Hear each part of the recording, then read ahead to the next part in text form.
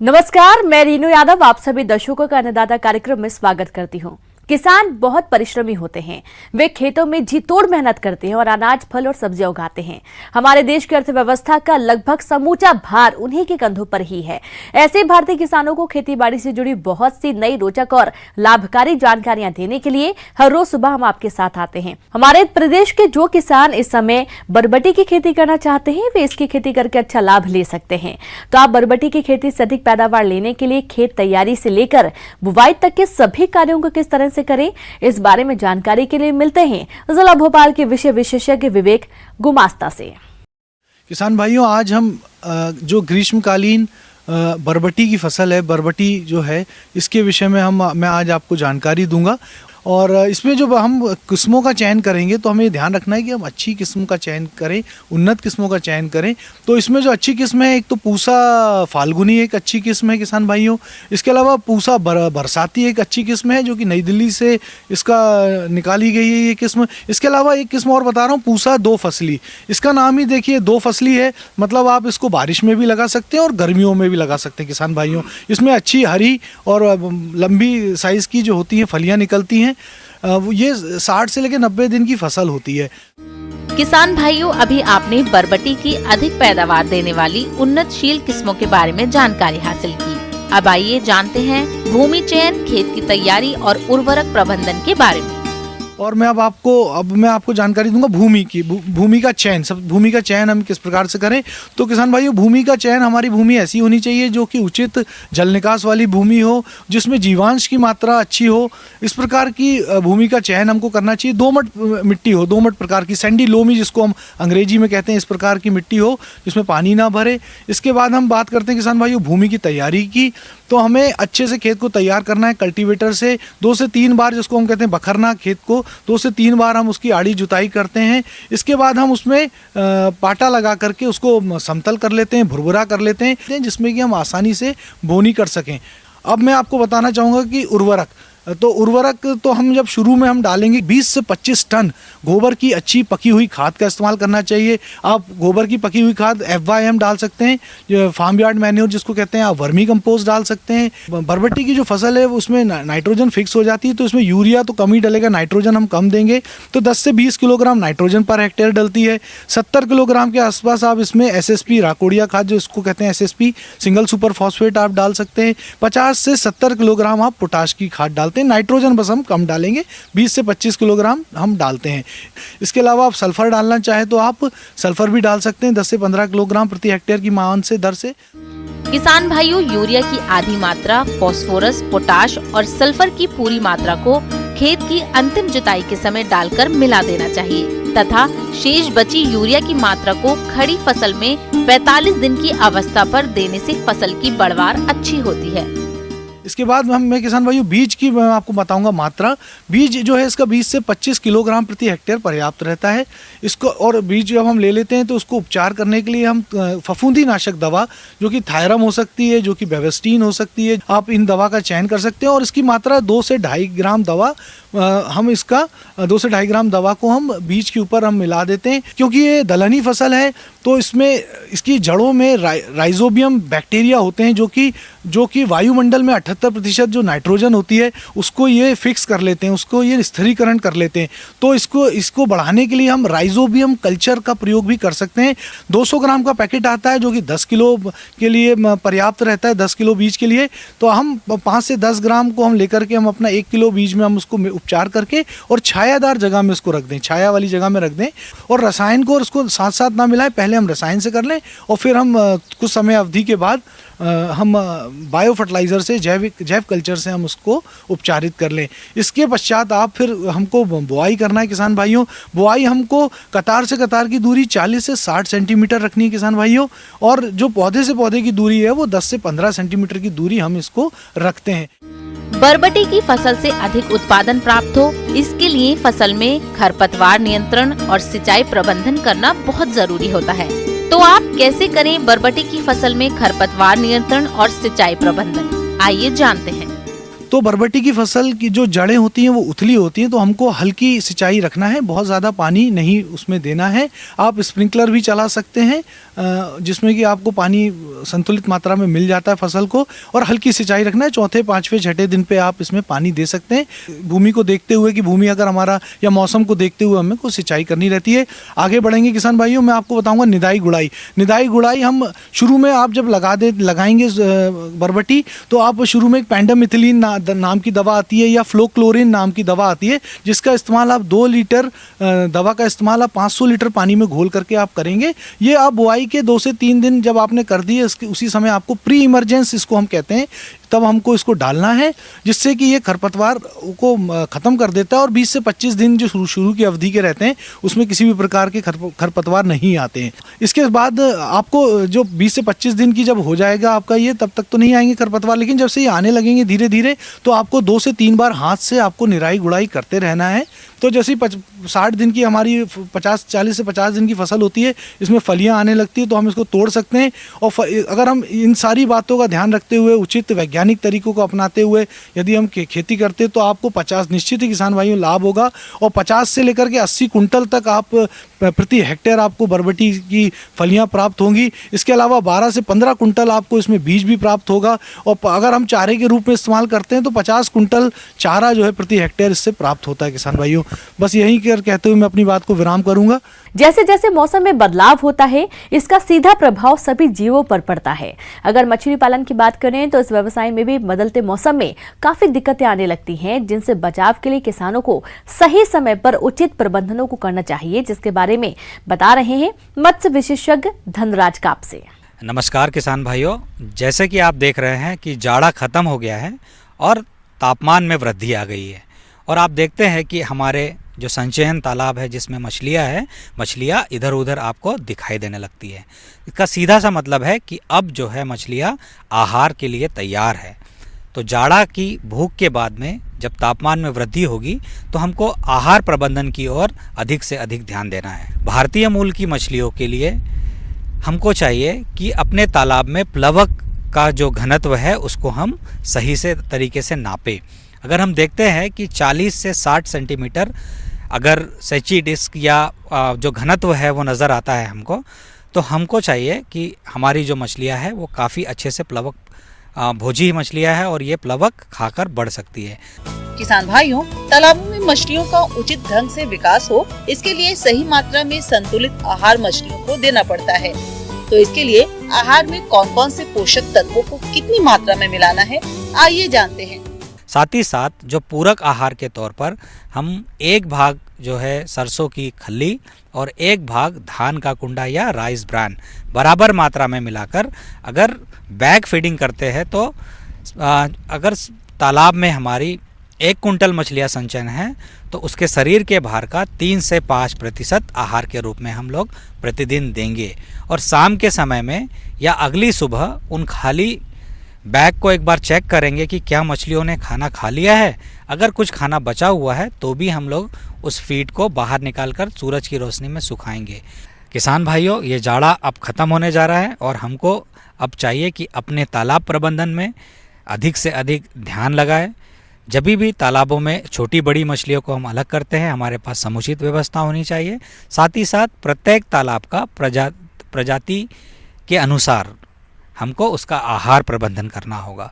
कुछ मछलियां हैं जो फैक्ट्री फॉर्मुलेटेड फ्लोटिंग फीड ग्रहण करती है, तो उसकी समुचित व्यवस्था करनी है। और कुछ मछलियां जो भारतीय मूल की है या 3 विदेशी कार्प भी है, अगर हम लोग मिश्रित मत्स्य पालन कर रहे हैं तो खली, सरसों की खली और धान का कुंडा या राइस ब्रान हमको अब देना चाहिए और उनके शरीर के भार के अनुसार देना चाहिए। साथ ही साथ जाल को भी एक बार अपने तालाबों में चलाकर मछलियों की बढ़त के लिए एक फॉल्स नेटिंग भी हमको करते रहना चाहिए। छोटी बड़ी मछलियों का समूह है, अगर इसमें पहाड़ी या कॉमन कार्प प्रजाति की मछलियाँ प्रायः नज़र आती है, उनका इस समय ब्रीडिंग पीरियड चल रहा होता है और आप देखते हैं कि तालाबों में वो किनारे किनारे पर दिखाई देती है हमको। अगर आप चाहें तो उसे किसी ऐसे तालाब या ऐसे गहरे तालाब में जलकुंभी का एक मचान तैयार करके उसमें अगर आप संचयन कर देते हैं तो जलकुंभी की जड़ों पे उनके जो अंडे होंगे वो चिपचिपे प्रकार के होते हैं और वो उन जड़ों पर चिपक जाएंगे और 24 से 48 घंटे के बाद में वो अंडे जो हैज्ड एग है उससे छोटी छोटी शिशुमिन या स्पॉन निकल जाएगा। तो आपको ऐसे में रोहू, कतला, मृगल के अलावा अगर आप कॉमन कार्प का बीज अगर बना लेते हैं अपने तालाबों में तो ये जो मछलियाँ है काफ़ी बढ़त करने वाली मछलियाँ होती है और जाड़े के बाद में उसका जो प्रजनन है वो शुरू हो जाता है और इस प्रकार से हमारे तालाबों में हम उसके मत्स्य बीज भी तैयार कर सकते हैं। तालाबों के पानी में ऑक्सीजन की मात्रा कम हो जाती है जिससे मछलियाँ पानी की सतह पर आने लगती हैं। पानी में ऑक्सीजन की मात्रा बढ़ाने के लिए तालाबों में जगह जगह पर एरिएटर लगाएं या फिर तालाब में पानी को बौछार के रूप में गिराएं। इससे पानी में ऑक्सीजन की मात्रा बढ़ जाती है। अलग अलग जो हमारी विधियां है उससे काम करने की ज़रूरत पड़ती है। मान लो किसी संचयन तालाब में मिश्रित मत्स्य पालन चल रहा है तो ये समय है जब हम जाल चलाकर छोटी और बड़ी मछलियों को अलग अलग कर ले। अब ये जो मछलियाँ हमने ऐसे वर्गीकरण करके रखते हैं, इससे क्या होगा कि जो मछलियाँ छोटी रह गई उनको बढ़ने के लिए जगह मिलेगी, समय मिलेगा और साथ ही साथ जो बड़ी मछलियाँ हैं उसको हम लोग या तो किसी अन्य तालाब में हम इसको ट्रांसफ़र कर सकते हैं या तो फिर आप इसको बाज़ार में सीधे बेच सकते हैं। अगर किसी कारणवश किसी मछलियों में किसी प्रकार के रोग नज़र आते हैं या चोटिल हो जाती है तो हमको चाहिए कि पोटेशियम परमैंगनेट जो लाल दवा के रूप में किसान भाइयों के बीच प्रसिद्ध है, लोग जानते हैं उसको, आप पोटेशियम परमैंगनेट का 10% का घोल बना के 1 मिनट से कम समय में मछलियों को उसमें डुबाकर दूसरे तालाबों में संचयन कर सकते हैं। हमारे जिन किसान भाइयों के पास आंवला के बाग हैं, उनसे आने वाले समय में गुणवत्ता युक्त अधिक फलन की प्राप्ति के लिए आंवला के बागों में खरपतवार नियंत्रण, सिंचाई और खाद उर्वरक प्रबंधन करते हुए कीट और रोग नियंत्रण कैसे करना है, इसकी समस्त जानकारी दे रहे हैं कृषि विज्ञान केंद्र सिवनी के वरिष्ठ वैज्ञानिक डॉक्टर शेखर सिंह बघेल। किसान भाइयों, अगर हम बात करें कि फलों में तो प्रमुख रूप से जो हमारा आंवला है ये एक बहुत ही उत्कृष्ट हमारा फल है जो कि कई प्रकार की चीज़ों में उपयोग किया जाता है और आंवले के जो बगीचे हैं इस वक्त पुष्पन की अवस्था है और ऐसे समय में कुछ खास बातों का अगर आप ध्यान रखें तो निश्चित रूप से आंवले का अच्छा उत्पादन भी मिलेगा, साथ ही साथ कई प्रकार की जो समस्याएं हैं उनसे निजात मिलेगी। आपने देखा होगा कि इस समय बहुत ज़्यादा खरपतवार आपके बगीचे में दिखाई देंगे, तो इन जो खरपतवार है इनको अच्छी तरीके से साफ़ सफाई कराएं और साफ़ सफाई कराने के बाद इनको कहीं एक अलग स्थान पर रखें, नहीं तो इन स्थानों पे विभिन्न प्रकार के कीट व्याधियों का घर बन जाता है या वो वहाँ पे पलते हैं और उसके कारण ही समस्या आती है। इस प्रकार से किसान भाई अगर इन बातों का ध्यान रखें तो निश्चित रूप से आपके बगीचे में साफ़ सफाई होने से अच्छा उत्पादन प्राप्त होगा। आपको चाहिए कि जब भी आप साफ़ सफाई करें इसके बाद में अच्छी तरीके से बगीचे में थाले बनाएं पौधों के आसपास। तो थाला हमेशा दोपहर के समय जब 12 बजे सूरज सीधा पड़ता है तो पौधे के ऊपर जब सीधा पड़े और चारों तरफ जितनी जगह पे छाया पड़ती है उस स्थान पे घेरा बनाकर उस स्थान पे निदाई गुड़ाई करें और उस जगह पे थाला बनाएं। किसान भाइयों, आंवला के बाग को गोलमेज कीट द्वारा अधिक नुकसान पहुंचाया जाता है, तो आप इसकी पहचान कर नियंत्रण कैसे करें, आइए जानते हैं। आपको चाहिए कि जब पुष्पन की अवस्था है तो आप बगीचों का निरीक्षण करें, किसी प्रकार की कोई समस्या ना आए इस बात का ध्यान रखें। कई बार देखा गया है कि जो हमारे जो बगीचे हैं इनमें गालमिच एक प्रमुख रूप से समस्या होती है, जिसमें आपने देखा होगा कि जो तने हैं उनमें या जो हमारी शाखाएं हैं उनमें एक गालमिच का हम कह सकते हैं प्रोण है, वो छेद करके वहाँ पे अंडा दे देता है और उसका मैगट फिर उसके तने के अंदर एक गठान जैसा बना देता है और पूरी शाखा जो है वो मोटी सी हो जाती है, उस जगह से फूल सी जाती है और फूलने के बाद में उस जगह से जो पोषक तत्व हैं उनका आदान प्रदान कम हो जाता है, साथ ही साथ फल भी कम आते हैं, फूल कम आते हैं और कई बार तो ये देखा गया है कि पूरी शाखा ही सूख जाती है और जब फल आते हैं तो फल ज़्यादा हो जाने के कारण कई बार वो शाखा बहुत ज़्यादा कमज़ोर होने के कारण टूट जाती है। इस प्रकार से एक बहुत बड़ी समस्या है गालमिच की, जिसकी रोकथाम करना हमें आवश्यक है और इस प्रकार की अगर आपको समस्या दिखती है तो उन शाखाओं में आप जो उपाय है उस उपाय में प्रमुख रूप से जो दवा है मोनोक्रोटोफास, उसकी 2 ml मात्रा प्रति लीटर पानी में घोल बनाकर उस स्थान पे जहाँ पे ये समस्या दिखाई दे रही है वहाँ पे आप इंजेक्शन के माध्यम से वहाँ पे स्प्रे कर सकते हैं या अंदर डाल सकते हैं जहाँ पे छेद किया हुआ है। और गांठ वाला जो स्थान है उनको अगर आप कटिंग कर दें और उनको वहाँ से हटा दें तो निश्चित रूप से ये समस्या से आप निजात मिलेगा और पौधों को भी इससे समस्या नहीं आएगी और अच्छा उत्पादन प्राप्त होगा। आंवला के बाग को छाल भक्षक कीट द्वारा भी अधिक हानि होती है, इसलिए आप इस कीट का समय रहते नियंत्रण कैसे करें, आइए जान लेते हैं। इसके अलावा आपने देखा होगा कि कई बार आप बगीचों में घूमेंगे तो आपके जो वृक्ष हैं उनके तनों में, शाखाओं में कई बार जालियां सी दिखाई देती हैं, और ये जालियां कुछ नहीं, एक एंडरबिला एक प्रमुख रूप से कीट होता है, और ये कीट अपना जो अवशिष्ट है वो निकालता है और वो जालियों के रूप में पूरी तने में या उसकी जो शाखाओं में उसमें लटका हुआ दिखाई देता है। तो आपको ये जालियों को हटाना है, और हटाने के बाद आप देखेंगे कि किसी प्रकार का एक छिद्र दिखाई देगा। ये छिद्र तने के अंदर विभिन्न प्रकार के समस्या पैदा करता है, कई बार पूरा शाखा ही सूख जाती है, भोजन का आना जाना रुक जाता है और पौधों की बढ़वार भी रुक जाती है। तो हमें चाहिए कि इस छेद को, जब आपने देख लिया कि कहीं पे जाली के नीचे कहीं छेद है, तो आप क्लोरोपाइरीफास जो दवा है उसको इंजेक्शन के माध्यम से इस छेद में अंदर डाल दें। इसके अलावा सामान्य सी एक तकनीक है, जैसे कि मिट्टी का तेल उपलब्ध होता है, तो मिट्टी का तेल एक रुई के फोए में डालकर और उस छेद में किसी तार के माध्यम से अंदर डाल देवें, और डालने के बाद गीली मिट्टी से उस छेद को अच्छी तरीके से बंद कर देवें।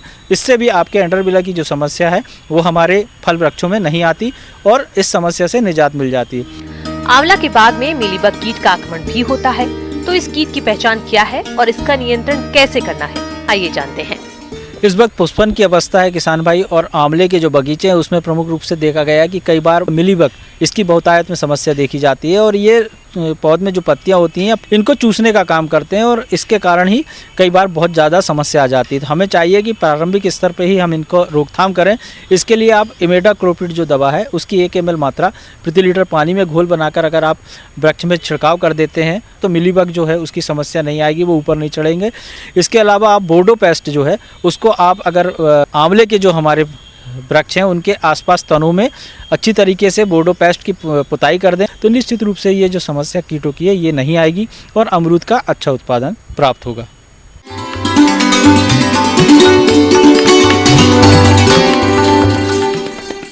अन्नदाता हेल्पलाइन निःशुल्क फोन संपर्क सेवा के माध्यम से आपके द्वारा पूछे गए प्रश्नों में से 1 या 2 महत्वपूर्ण प्रश्नों को हम अपने कार्यक्रम में शामिल करते हैं, और इसी के तहत आज का चयनित प्रश्न और उसका जवाब इस प्रकार है।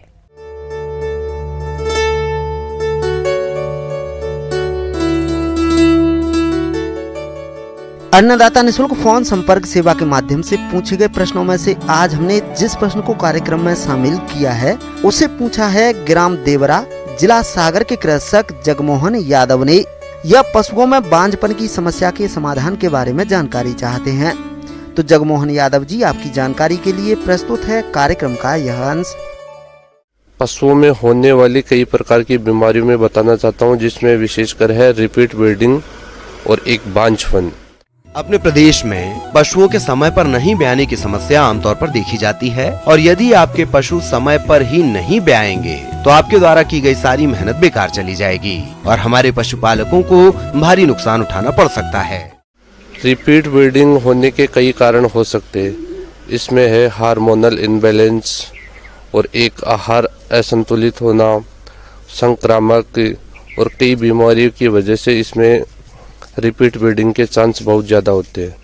तो इस बारे में मैं बताना चाहता हूं कि जो रिपीट ब्रीडिंग में है सबसे अहम योगदान है जो संतुलित आहार का है।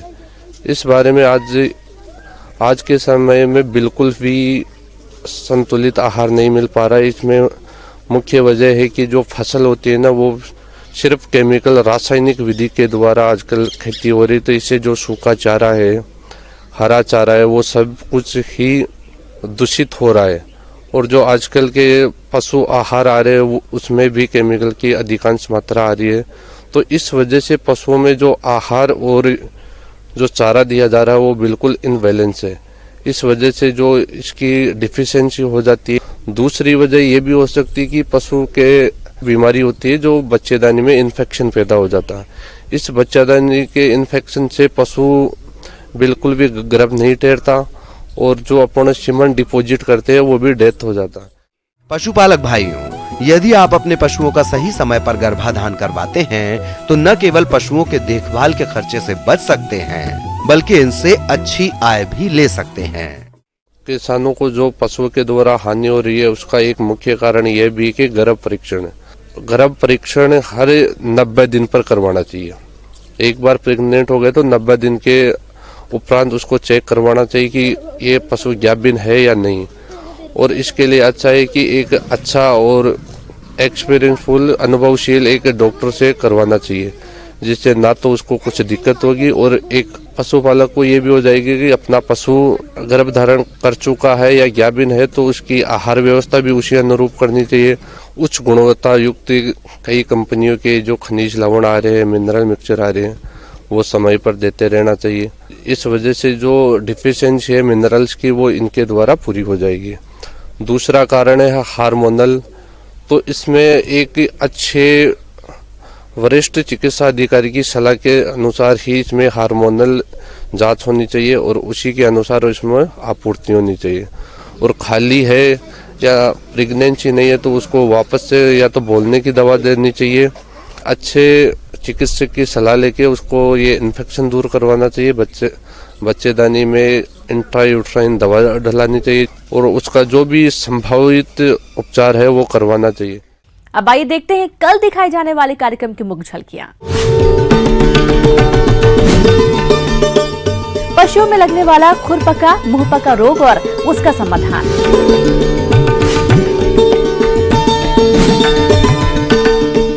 ऑयस्टर मशरूम है अच्छी आय का जरिया।